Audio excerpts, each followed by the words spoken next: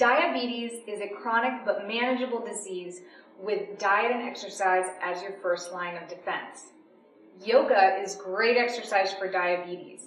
And it's really easy to add into your daily routine with simple poses you can do at home or advanced work you can learn from a qualified yoga teacher. A 2010 study conducted by Kasturba Medical College showed yoga to be effective in type 2 diabetes patients by helping reduce oxidative stress, assist the body in utilizing important antioxidants, improving muscle-to-fat ratio, and improving blood sugars.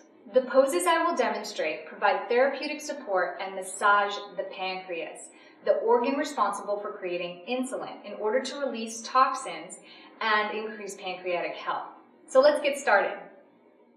Our first pose is Vajrasana, also known as the Thunderbolt pose. Getting in tabletop position with your shoulders right over your hands and your waist over your knees, you're going to bring your knees together and sit back onto your heels.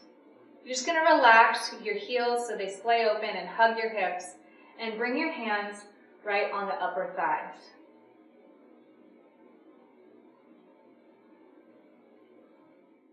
Mandukasana, also known as the frog pose, starts in tabletop position, and you're just going to gently spread your legs apart, bringing your hips closer to the ground, tight core, and then dropping down to your elbows, stretching the inner hips really well. Viparita Karani, also known as legs up a wall pose, starts laying on your back with your legs up against a wall. Find a place that you can comfortably sit, get close to the wall, and gently lower yourself to the ground, scooching as close to the wall as possible so your butt and your legs touch the wall. And gently extend your legs and relax them on the wall with your arms out to the side. Balasana, also known as child's pose, starts in tabletop position. Pushing your torso away from the ground, sit back on the heels and spread your fingers, moving your forehead down towards the ground, and keeping your palms flat on the ground. Straighten your arms and put pressure onto the ground with your shoulders sitting in and back.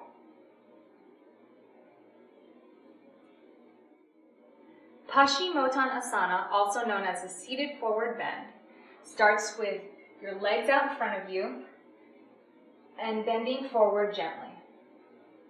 Make sure that your chest and your back are straight and you're bending at the waist, and exhale as you bend into it.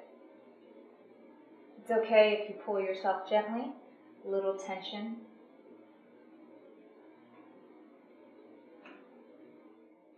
Ardha Matsyendra Asana starts with sitting on the ground. One leg will be flat, knee bent, bringing the other leg above the knee, foot flat on the ground. Take the opposite arm and bring it behind that knee, putting pressure on that knee, as well as taking the other arm and bringing it behind you. Putting pressure on that knee, gently push your elbow against that knee and look away as you exhale. Reclining twist with ocean breath begins with the breath.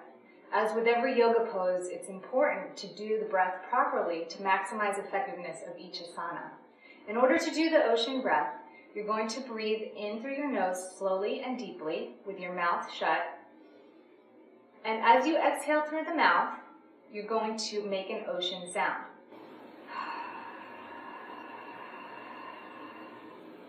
It's important when breathing, you breathe into the stomach, then the diaphragm, and then top it off with the chest last. You don't want your breathing to be shallow and in the chest only. You really want to expand that belly.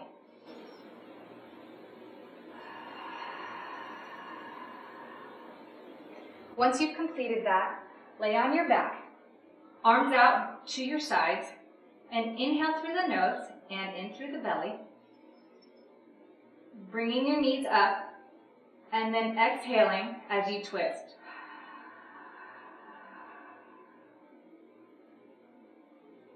Inhale again, bringing it up towards the belly, and exhale and twist the other way.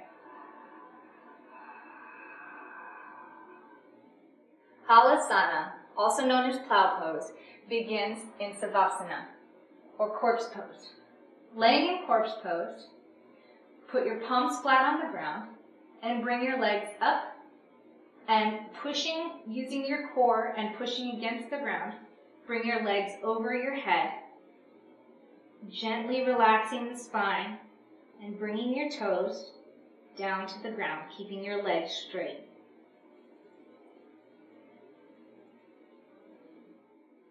Salomba Sarvagasana, also known as the shoulder stand, starts in corpse pose. Laying down, you're going to put your palms flat on the ground, bring your legs up towards the sky, and using the same technique as the plow pose, bring your weight over your head, and then gently support your lower back as you flex your hips and straighten your legs, aligning them with your hips and spine.